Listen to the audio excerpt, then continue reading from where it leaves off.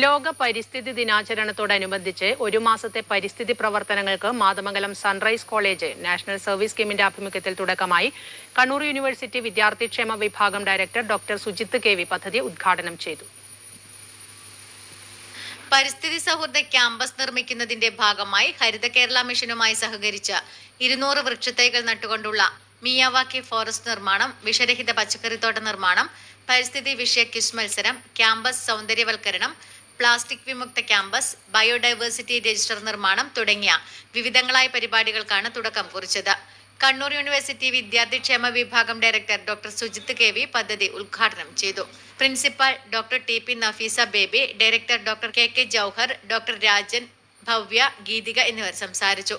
NSS വളണ്ടിയർമാരുടെ നേതൃത്വത്തിൽ പച്ചക്കറിത്തോട്ടത്തിന്റെയും Miyawaki വനനിർമ്മാണത്തിന്റെയും പ്രവർത്തനങ്ങൾ ആരംഭിച്ചു. നെറ്റ്വർക്ക് ന്യൂസ്, പിലാത്ര.